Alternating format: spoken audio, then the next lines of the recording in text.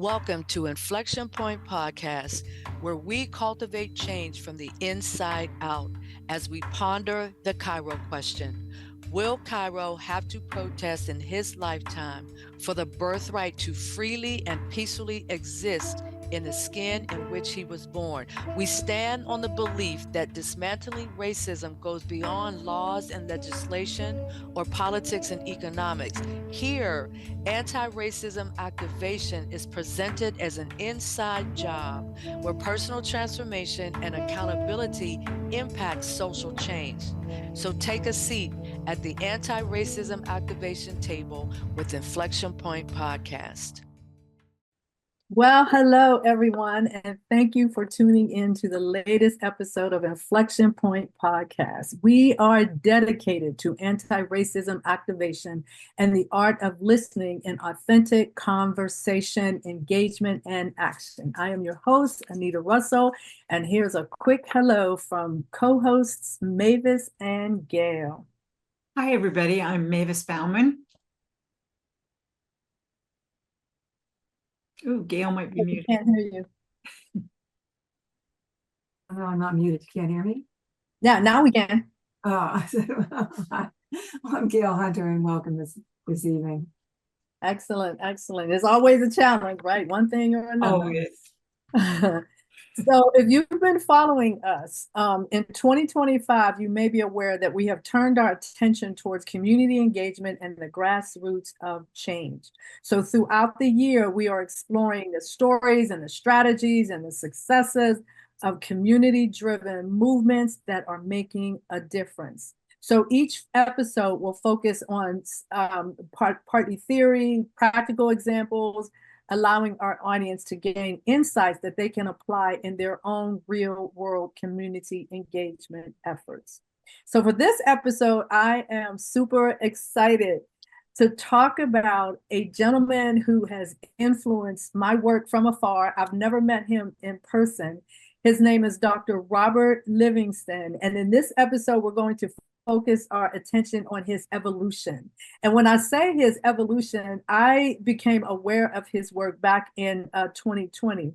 So he's a social psychologist. He's a leading expert on the science underlying bias and racism, specifically in organizations, though not exclusively in organizations. He is a practitioner whose passion is the application of the social psychology theory and research for the purpose of solving real-world organizational and societal challenges. So for the past 2 decades, he served as a diversity consultant to multiple Fortune 500 companies, public sector agencies, and nonprofit organizations. And it is my pleasure to have this episode where we're sort of doing a case study on the work that he has done. And we're going to talk about 3 of his most prominent, if you will, or maybe most well-known publications. And one of them is a Harvard Review article that was entitled "How to Promote Equity, Racial Equity in the Workplace." The second was the title of the book. This was his first book, kind of on this conversation, which came out in 2021. And the title of that book was a conversation, How Seeking and Speaking the Truth About Racism Can Radically Transform Individuals and Organizations. And the third book that we will focus on is a book that's actually coming out in September of 2025. And it's entitled Play the Game, Change the Game, Leave the Game, Pathways to Black Empowerment, Prosperity, and Joy. So I want to go back and start off just giving a little bit of a personal account of why I wanted to kind of highlight his work. When I think about where we are now, I'm going back to George Floyd and some of the things that have evolved over the course of time compared to where we are currently, and some of the things that are happening with the current president and all of that. And so it's been this evolution. And at the same time, when I look at this gentleman's work, that has been an evolution as well. And that evolution that he's going through in terms of his own writing is very instrumental in informing people such as myself or Mavis or Gail who at some point in 2020 made a decision that we wanted to do something to change the way things have been rolling for years and years and years, and kind of culminating with the murder of George Floyd. So I want to get a little bit of feedback from Mavis and Gail. Tell me about your excitement, kind of looking at Dr. Livingston's evolution, but thinking about how does that reflect our own evolution, right?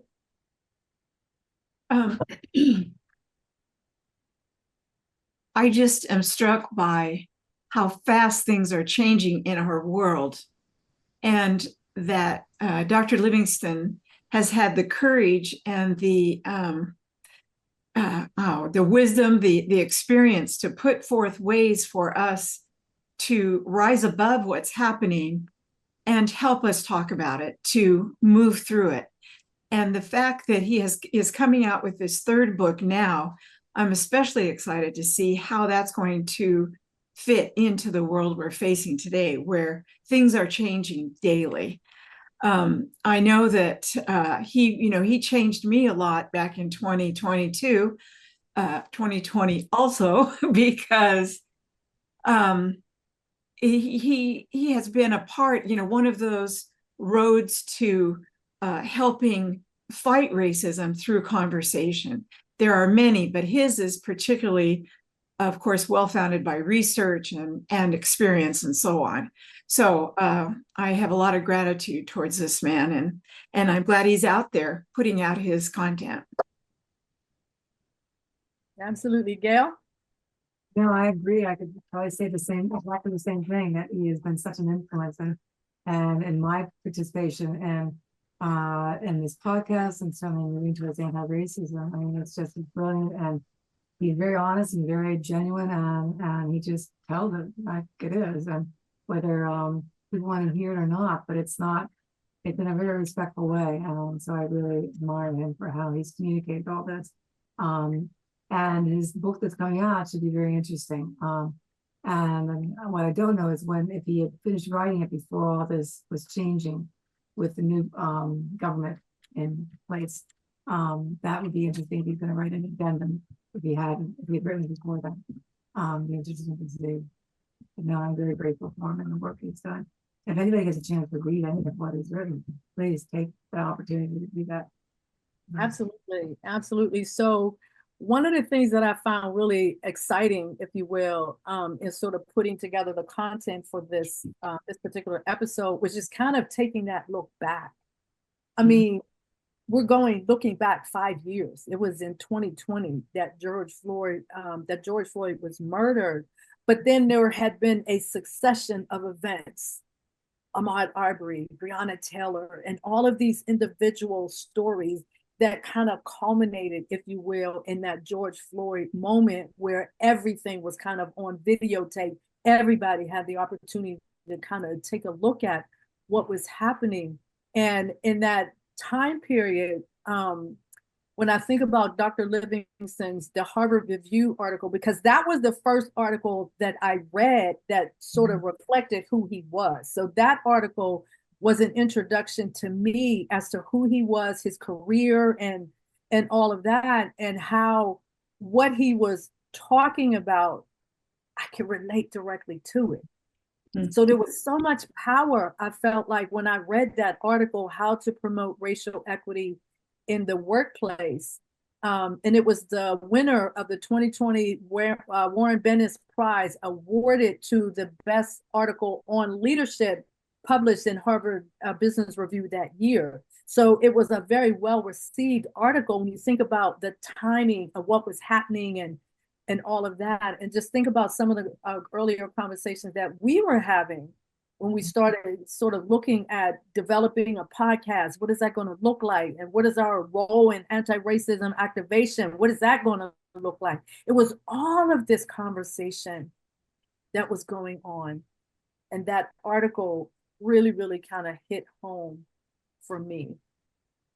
And that's certainly understandable. I feel compelled to say, for our listeners who don't know either you or Dr. Livingston, you are both Black Americans and have a different experience in the world than any white person can have.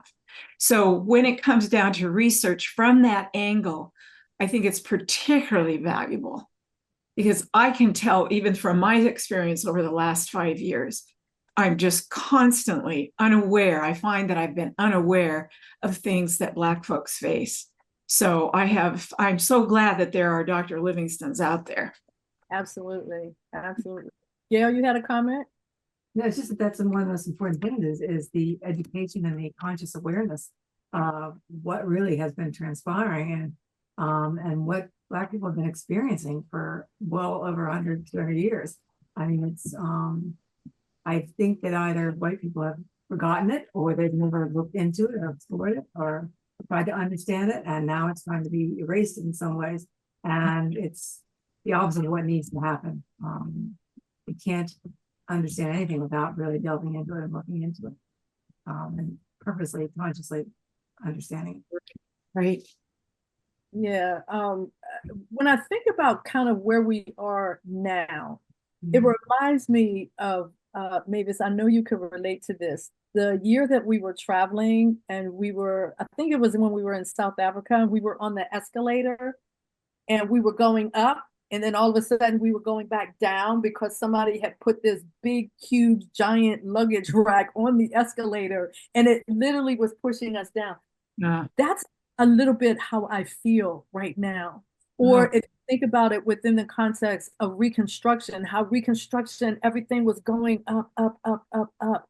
And all of a sudden we hit a certain point and things just started to tumble back down. And when I think about us being on that escalator, we were literally tumbling down backwards. Yeah. And it feels like to me that that's kind of where we are right now. Right. And so when you think about it's a good visual. Exactly. Through the Reconstruction lens, out of that grew Jim Crow, segregation, all kinds of segregation laws. And I feel like what's happening today is a repeat of what was being experienced in the first Reconstruction, when everything just started to fall apart. I feel like that's where we are now. You know, I'd just like to add something to that. I just noticed a parallel. In both cases on the escalator, we were being powered up. And, you know, over the last number of years, the work against racism has been powered up, but we are being pushed back. Instead of, we are not losing our momentum to work against racism, to support education, you know, real American history. It's not that anybody gave up. It's that there's been forces raising up against us again. Absolutely. Absolutely. And in the article, How to Promote Racial Equity in the Workplace, here's a quote: "As intractable as it seems, racism in the workplace can be effectively addressed." So that's the uphill part, right? Because organizations are small, autonomous entities that afford leaders a high level of control over norms and policies. They are ideal sites for promoting racial equity. And companies should move through, if you recall, those 5 stages that he called the press model, right? And I'm just going to kind of very quickly read through those. PRESS is an acronym for problem analysis, root cause analysis, empathy, strategy, and sacrifice. And there's certain questions or certain conditions that are related to each one of those phases. So one is associated with condition. Do you understand the problem? And then concern. Do you care about the problem and the people that it harms? And then correction. Are you willing to take action to solve the problem? We were in that momentum, if you will, for a period of time. Right? And just thinking about all of us, how we came together to formulate this podcast. It was based on this kind of stuff. Am I willing? Yes, I am willing. Am I willing to make the sacrifice? Yes, I'm willing to make the sacrifice. Yeah, I keep thinking too about Jeffrey Robinson in the documentary Who We Are, how he says that the ball rolls up the hill for a while and then gets pushed back down. And this is just a classic example. I didn't want to believe that. I wanted to believe we had more momentum. But now with all of the forces against DEI and so on, we are going back downhill. But maybe we can think of something positive there, is that we will go back up again. Absolutely. That is my hope and my prayer. I mean, right now, people are being required to change the title from diversity, equity, and inclusion to something else. My hope is that that doesn't mean that they're going to change the purpose of it. And Right. it works from so many people in so many different areas and ways to move towards equity and diversity. That we don't go backwards. As much as I know wherever there's change, there is resistance to change. Right now there is change, but there needs to be a resistance to this change. And it's interesting when you think about the resistance part, because on the one hand, we have those individuals such as myself, the two of you, other people that we know, a long talk, for example, where individuals are engaged in anti-racism activation. That is resistance, right? But then on the other hand, we have other powers that be as a result of the current, the most recent election, that are kind of resisting as well. And so now we've got these two opposing forces that are resistant to one another. And so the question becomes, those of us who are still actively in the space of resisting, do we keep on going? And when I think about some of the things that came out in the paper that I had just referenced, one of the things that was there is, this is a quote from the paper: as a group, whites believe that there is more racism against them than against blacks, which I find that I don't even know how to put that into my awareness. Yeah. Other recent surveys which echo Summers and Norton's finding, which was these two individuals, Michael Norton and Sam Summers, who did some studies. They did a study back in 2011 where they were looking at some of the beliefs that white people hold, and echoing those findings. One revealing, for example, is that 57% of all whites and 66% of working class whites consider discrimination against whites to be as big a problem as discrimination against blacks and other people of color. So he goes on to say, while these beliefs are important because they undermine the efforts to address racism by weakening support for diverse policies. So that thing that we were just talking about over here with that resistance that we're engaged in, now we're getting this other kind of resistance that is literally undermining the work that we're doing and weakening that support for diverse policies. We're seeing that in real life. Right. Right. It's just amazing to think of the number of people, white people, that believe that discrimination is worst against white. When you just look at the numbers of Black folks in this country and white folks in this country, Right. 10 to 13% Black, the rest white. How would that be happening to that level, to that degree?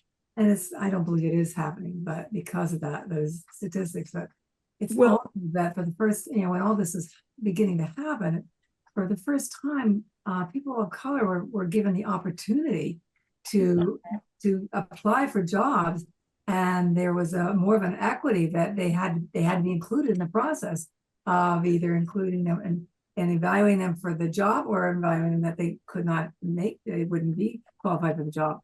But so are white people. It was not to exclude white people. It was to include a greater segment of the population, right? The people of color. And what has been twisted and turned around is that the belief that for white males, mostly, that they did not get that specific job is because somebody Black got that job. And they Or- never look at the reality of who's qualified, right? Right. Right. And would a company really hire somebody that because of the color of the skin because they weren't qualified? I don't think so. Yeah. Right. So when you go back and kind of revisit his book, The Conversation, How Seeking and Speaking the Truth About Racism Can Radically Transform Individuals and Organizations, his whole entire approach was around the belief that there is a difference between a solvable problem and a solved problem is knowledge. So if you want to look at, here is a solvable problem and here is a solved problem, to go from solvable to solved, what he was putting forth is this idea of knowledge, investment, determination, and the goal of making organizations more diverse, more equitable, and more inclusive is within the capacity of us to do that. And so the question became, if you buy into that, you believe all of that, then you ask yourself, how can I be a part of that solution?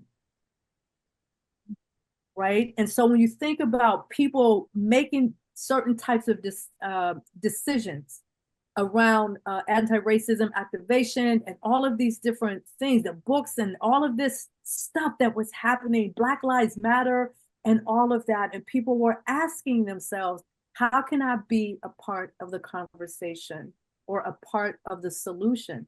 And so the book, The Conversation, addressed three simple but really profound questions. What is racism? Why should everyone be more concerned about racism? And what can we do to eradicate racism? And so the real challenge for organizations as well as individuals is not figuring out what can we do, but asking ourselves, are we willing to do it? That's what it boils down to. Really important. Because That's- nobody changes when they say I can or can't. They change when they say I will or I am, is when they change. Exactly. Mm. Exactly. Oh, wow. And so to your point, if you can say, I am more diverse today than I was, say, 5 years ago. I am leaning more towards equity and inclusion. And I believe that it's within our capability because I am willing to be a part of the solution. I am now more aware. Anybody can be more aware of what's happening. It really is, you've mentioned this many times, Anita, but it really is about looking inside yourself first and looking at your beliefs. Yeah, and it's not that difficult, really. It's not that difficult to make the humane decision. Absolutely. And to your point, that whole thing of being introspective is really important when you're asking yourself, how can I be a part of the solution? Because first you have to be willing to acknowledge what are the things that reside within you in terms of your thoughts, your beliefs, your ideas. How were you socialized to think and believe when it comes to things like racism, right? And then whatever that stuff is that resides within you, within your thoughts, your beliefs, and your ideas, trust me, it shows up in your words, your actions, and your behaviors. And so, for example, when I hear people, sometimes when I hear people will say, oh, I'm colorblind, or I don't see race and all of that, it just calls into question, what is really going on inside of you? Because if you could look me as a Black person in my eye and tell me that you don't see race, that you don't see my color, there's something very broadly questionable about a person making that type of statement. Well, to me, they're trying to sneak up on saying that they're not racist. It's just Exactly. vocabulary that does not work. And once you get into it a little bit and learn more about it, you realize the ridiculousness of that term. Yeah. And you know, I'll confess this, even 5 years later, as we're working with our podcast, and I've been involved in a lot of things that are related, still old things come up in my head, old reactions, old assumptions. So it's not like you can easily cleanse yourself of all of those, but you can behave differently. You can learn to think differently, interrupt your own racist thoughts and behavior. Absolutely. And before that, our beliefs really do create our thoughts, our feelings, and our behavior. And so we cannot change any thought, feeling, or behavior without changing that belief. And that's when we do have to look within ourselves. And anybody that is white has grown up with some level, some form of racism that that is still there within you that you can look at and change the belief around that. But you have to do that first. And that's the challenge. Yeah. That is the really big challenge. And it kind of goes back to the press model and that empathy piece. Once I'm aware, do I care about the problem and the people that it harms? Because the harm is there and the harm is real. My own experiences, other people's experience, you've heard so many of the stories, the narratives, the experiences. We hear them on a regular basis. And how do you just close your ears and not hear that? It's like Horton hears a who, right? You have this Horton guy holding this little flower, and there were people living there who were screaming out, "We are here, we are here, we are here." That's how I feel about being Black in America. I am here. Yeah. And I mean something, and I matter. Yes. Right? Yeah. So my dog's barking in the background. You know, as a human, you shouldn't have to make that argument. I know. I mean, what? We are Why all, don't you even say that? we are all part of a human race. We all. There is only one race when you look at humanity. There may be different races as far as the color of the skin and the country that they may come from. But there's really only one race. Yeah, it's a construct. The idea there are different races. Right. It's a construct. Yeah. Yeah. We shouldn't have to argue that. No. Not at all. Yeah. So, when you start putting all of these things together, that evolution that we're all in right now, from the moment of George Floyd,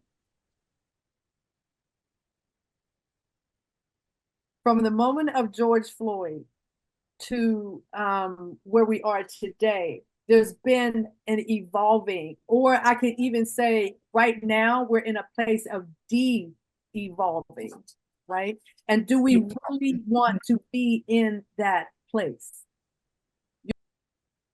Yeah, I certainly don't. And going into denial that there ever was a need. I'm sorry, would you say, Gail? Because otherwise we'd have to go into denial that there was ever a need for us to be able to differentiate, for us to be able to have diversity, equity, and inclusion issues. And it's to go back to believing that they didn't exist is almost. Well, I can't unlearn this for sure. No, it doesn't make any sense to me. Yeah, no, it doesn't make any sense because I want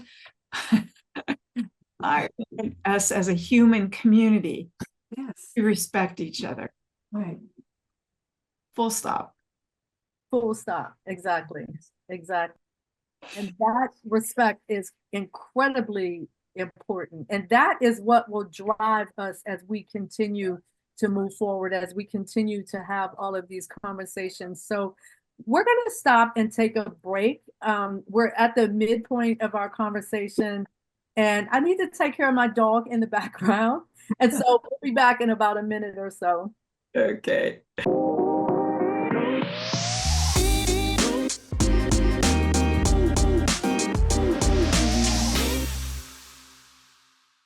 So welcome back to Inflection Point podcast as we continue our journey from community conversation to community engagement. And in this particular episode, we are talking about the works of Dr. Robert Livingston, Harvard professor. So we've been talking in particular about a paper that he had written back in 2020. Now I'd like to move the conversation a little bit further. So we were talking also about his book, The Conversation, which if you do any work in the space of anti-racism, you know Dr. Livingston and you know his book and you know all about the press model. So the conversation that we were having before we went to break was this whole idea of being a part of the solution. The problem is in our faces. Racism is a problem. It's institutionalized.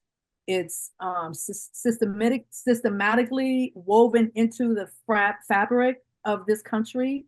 And if we don't make the proper effort, my personal opinion is that the country's just going to fall apart. Like all of those ideals that we talked about, liberty and justice and all of that will not mean anything anymore. It feels like that we're kind of being pulled in that direction, but at the same time, the resistance is still there. And that's the most part of all of that, right? And so I want to turn our attention to a book that Dr. Livingston is releasing in September. And the thing that really, really attracted me to this book was, number one, the title, but also the question, which I consider this to be the question of the year. And that question is, how can Black people attain prosperity and peace of mind despite the enduring presence of racism? And so that prosperity, that peace of mind is something that I yearn for as a Black woman living in America, right? Despite the presence of racism, my own experiences with racism and all of that. And so that's the question that this book literally presents. How can Black people attain prosperity and peace of mind despite the enduring presence of racism? And he's asking this question in his book. I love the title of this book. Play the game, change the game, lead the game. Pathways to Black empowerment, prosperity, and joy. And in this book, he literally flips the script and asks that question that I just posed. And he reveals these three pathways of Black empowerment, prosperity, and joy. It's playing the game. We know how to play the game. We've been playing the game. If you're Black and you work in corporate America, as an example, you've been playing the game. You understand the game, right? Then there's where we are now, I would say since 2020, is this idea of changing the game, changing the system, right? Diversity, equity, inclusion, anti-racism activation, all of these things over the past 5 years with a focus on changing the game. And then we got to the election in 2024, the election, which brought us into this space where we are right now. Project 2025. Project 2025. Exactly. Which brought us right into this space where we are right now. And what he is proposing, and I'm going to read this quote, and then I want us to have a discussion about this topic in general. Instead of waiting for white people to change, Black people must prioritize their own prosperity, power, and self-determination by navigating, challenging, and exiting racist systems, a radical argument from Dr. Livingston. So when you hear that, Mavis and Gail, what does that say to you? I'll go. You want me to go, Gail? Yeah. I guess the first thing that comes up to me is just the sense of sadness that we can't be supporting each other in our economic lives, where we live, how we are educated. Why haven't we been able to, why can't we continue to do that? So it makes me sad to think that that I guess certainly not all white people, but our country has come to the point where Black folks are saying, okay, fine, you don't want us to play, we'll go have our own game. And I feel a loss thinking about that. I want to work side by side with all kinds of people, or my learning is going to just, be truncated. You can't become anything more than what you are if you keep working with yourself. I can understand why Black people would come to this point, though. I can totally understand it. But as I said during our discussion, this morning, I don't want to think of separate communities of Black communities and white communities. I would love to live in a world where there's a flowing back and forth. But if that is what's necessary for Black folks to feel safe and prosperous, I'm all for it. And I know they'll let me come in and shop and and hang. It's just a completely different attitude than white people have always had toward Black people. Mm-hmm. That's my perception. That's been my experience. I'm not stating that as a fact, but that's my perception. Yeah, no, I feel the same sadness. And a feeling of, I don't know what the word is for it, but that just when I look back over the history of this country, that yes, it was white people that came here first, but the way that they set up the Constitution was to open the doors to everyone who were seeking freedom. Yeah. And that created diversity in itself, right? That was welcome, and that was at one point welcome and very much needed, and people were thriving. And that's what this country, I think, was originally supposed to be about. And to think about that, and I totally understand Black people wanting to do that. I don't know how long any white person could tolerate the discrimination and the racism against them as long as Black people have. Yeah. It's also the degree of how right. those you think about lynchings and town, Black Wall Street being burned down to the ground. Like there's so much that is there. And when it gets ignored or it gets normalized or it gets minimized as if it means nothing to me as an individual, when I think about my life, my mom marching, here I am picking up the gauntlet. So I've shared with you, I feel like sometimes my mom is just channeling me and giving me guidance and things like that. So when I think about that, play the game, change the game, or leave the game, I'm kind of in a place right now in this moment. I have one foot still in change the game. Mm-hmm. And so my intention is to continue the work that I'm doing, anti-racism activation, and that pretty much frames up where I am. I define myself as an anti-racist activist at this point in my life. And by virtue of that, it's that I'm defining that this is where I still want to be, right? Because things are, you think about the way things are unraveling. That's how I get this image in my mind of a sweater. When you have like the sweater and the one thread and you pull that thread and all of a sudden the whole entire sweater is unraveling. I feel like that's kind of where we are right now with Project 25.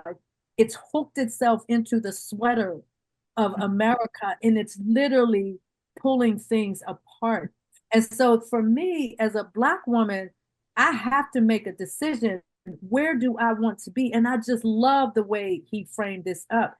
I still have a foot in change the game. But one of the things that I am doing, which would reflect kind of leaving the game, is that I'm shifting the way that I do my work, as an example. And I'm shifting when I think about my own personal economy, the shift that I'm making is moving into the space of cooperative economics, right? And so there's an organization here in the city of Pittsburgh that I became a member of, and it's called the Ujamaa Collective. And it's all based on this idea of empowering our community, right?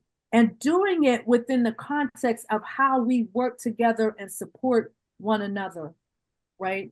And so I'm leaving the game in that sense and shifting my focus to what are some of the things that I can do within the context of my community to bring some of the work that I've been doing and some of the topics that I've been expressing as it relates to changing the game, and then bringing some of that content into building up the community that I decided I wanted to be a part of. So in a way, it's me pulling away on the one hand, but then on the other hand, I'm still pretty much in the game. Yeah. Right? Because the game for me is about the change. So for me, it's not even about playing the game. It's not something that I'm playing with. I am still here as a resistor. Mm-hmm. And my intention is to continue with my own program, my own personal program, if you will, of resistance.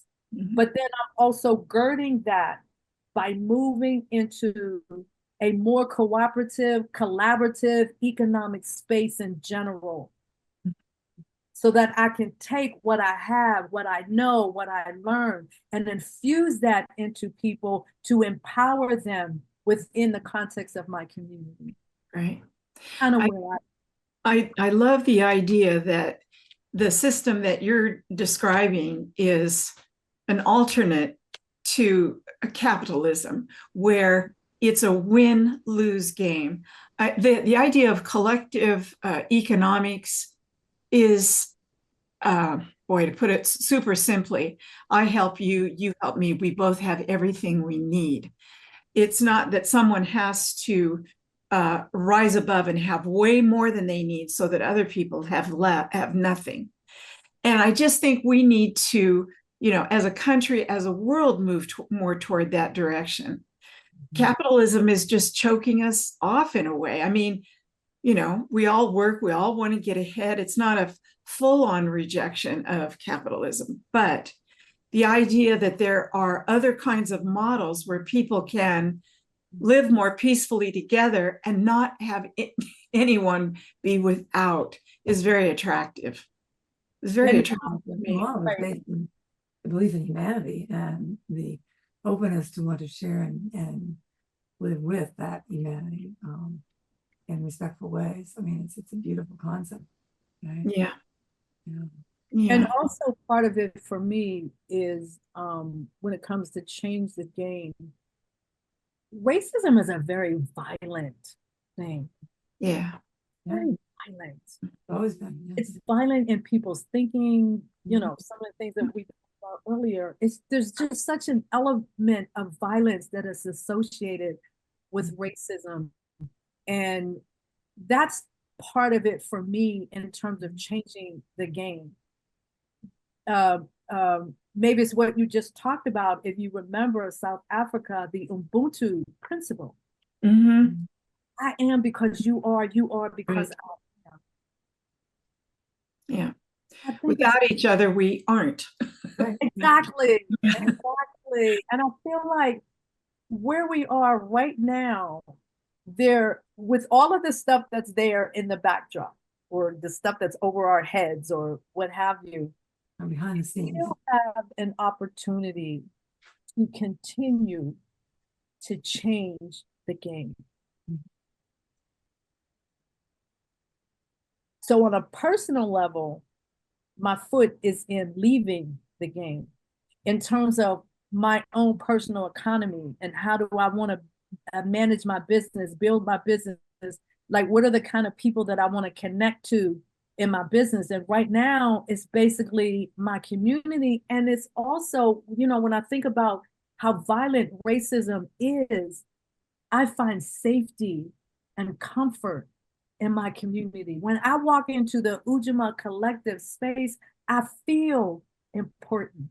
I feel like a queen. I feel like I am a part of something incredibly good. When you feel safe. I feel And you, safe. and you could be fully yourself. That's right. Absolutely. And feel completely accepted as just being you. Yeah. Is Yeah. that not what we all want? Isn't that what we all want? Yes, of course. Yeah. Exactly. And then I wanted to read a quote. This is from, I believe this quote is from on Amazon, because the book is available for pre-order. The Play the Game book is available for pre-order on Amazon. But one of the things that was there in the description of the book is Robert Livingston contends that racism operates like an addiction for so many white people, hard to admit and even harder to quit. Given their unwillingness to kick the habit, where does this leave Black people? That's a powerful question. That's really powerful. Me. If things just continue to go in the Project 2025 kind of way, where does that leave me? Well, not even that, but where does it leave me as a woman, even white? Right? It's where does it leave most of us? Right. If they continue with this. Right. Right. As much as Trump said he never read it, he is falling at T to T with all the I's dotted and the T's crossed. But where does that leave? Right, where does it leave somebody that is Black? And where does it leave? Exactly. Yeah. And so it goes on to say, it's a time to face that inconvenient truth that our current approach to fighting racism is just not Working. For a brief moment following the murder of George Floyd, it seemed as though the country had finally acknowledged the destructive legacy of slavery and white supremacy and committed to putting things right. Now, hordes of prominent voices, many of whom profess to be anti-racist allies, are pulling back, cutting support, and defunding programs that sought to level the playing field. There's a lot of stuff packed in there. I just want to say, though, that I think that so much of this is based on fear and, just money. They don't want to lose money. I don't know that the new rulings that have come out with respect to DEI or anything related are making us forget the progress we made. They can't make us forget. They can't make us feel a different way about how people are treated in this country. Like I said earlier, I can't unlearn what I know about African American history and the things that this country is capable of. So all these new rulings don't change how I feel about all of that. Well, I think that there are a lot of people in that camp. We might not be hearing them right now. We're dazed and fear is spreading rampantly, I think. well, fear never tells us truth, right? It tells lies and distortions. Yeah. But there's a truth that we all know who know the history, Right. that you can try to deny all you want and step into that place of fear, but somewhere within you, there's a knowing of that truth. There's a knowing. Exactly. Yeah. So Yeah. from a personal reflection perspective, like I've shared kind of what my journey is looking like going forward. So what I'd like, Mavis and Gail, what I'd like you all to do is share what your journey forward is looking like within the context of those three parameters: playing the game, changing the game, or leaving the game. Well, I think both of my feet are still in change the game. So am I. Yeah, and I'm going to find various ways to do that.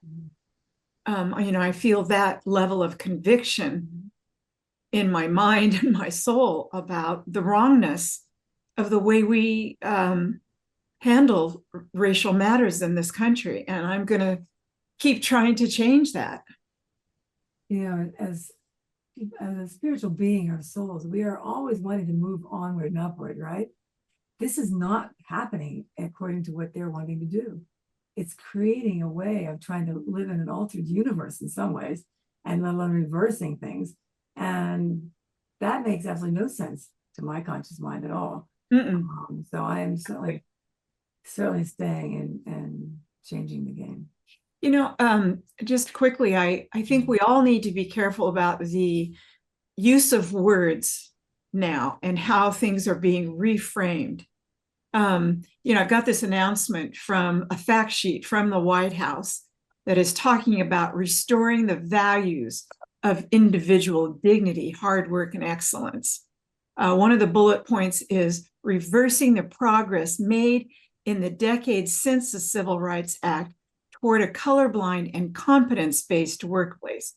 Radical DEI has dangerously tainted many of our critical businesses and influential institutions, including the federal government, when really the reverse is true.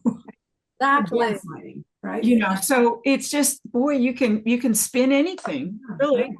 And they do it in a great way, but it's still gaslighting, and it's still and project onto somebody else what really is about themselves. Right. The one thing that I'm glad between the three of us, neither one of us have made the choice to just play the game. That's finding those ways to work within mainstream, predominantly white systems, but without sacrificing your identity and dignity. So the more you stay in those types of environments, the more is the potential for you to lose a part of your identity, your own self-dignity. So I'm glad that between the three of us, nobody made that choice to stay in the game. To change the game, both of you made that choice. This is where I am solidly, and I am solidly in that space as well, which is challenging the status quo in an effort to upend white supremacy. For example, anti-racism activation. So I'm still in that, but at the same time, leaving the game for me, turning away from environments to carve out those spaces where I can flourish. Yeah. And that's what when I was talking about the Ujamaa Collective, that's what I was talking about. And we'll support you in that, Yeah, absolutely. And that is the beauty. That is the beauty. So I just got the message that we have 2 more minutes of our show. So I'm going to just close it out with this these final words from Dr. Livingston. Research confirms that the belief in meritocracy or economic mobility creates tolerance for income inequality, because we then believe that people's financial status is the product of their own effort. Beliefs, not facts, lead to choices, for example, hiring decisions, which lead to outcomes, for example, economic disparities. Therefore, it is just as important to understand the source of people's beliefs about racism as it is to understand the reality of racism. And then finally, what is critically important for now is to really understand that the heart of racism is power, and the soul of racism is fear, with the heart striving to protect the soul. So this is what we're up against with Project 25. And so, as we always end with, will Cairo have to fight in his lifetime for the birthright to freely and peacefully exist in the skin in which he was born? Cairo is now 5 years old, and the answer to that question is dependent 100% upon what we do Do we play the game, change the game, or leave the game? And we all have a role to play. And the key is transformative engagement, which is what we're doing here, right? And if you want to join the conversation, the Inflection Point podcast conversation, I'd like to invite you onto our private Facebook page. And it's under the podcast name, Inflection with an X, Inflection Point Podcast. So you can go on there, you can join, you can listen to our podcast repeatedly. And we always try to pose like a question to kind of get the conversation flowing. So I want to thank you for joining us for this episode of Inflection Point Podcast. We are here every first and third Wednesday of the month at 3 p.m. Pacific time and 6 p.m. Eastern time. And we'll see you on the next episode. Thank you for listening to Inflection Point Podcast, where our mantra is cultivating change from the inside out. The journey towards anti-racism and social change doesn't stop here. Truth, reconciliation, and healing come from ongoing, open, honest, and deliberate conversations. Continue to dive in and deconstruct your thoughts, ideas, and beliefs as we band together to manifest social change. Tune in to Inflection Point Podcast every first and third Wednesday at 3 p.m. Pacific, 6 p.m. Eastern, here on TransformationTalkRadio.com for more conversations about how we can cultivate change from the inside out.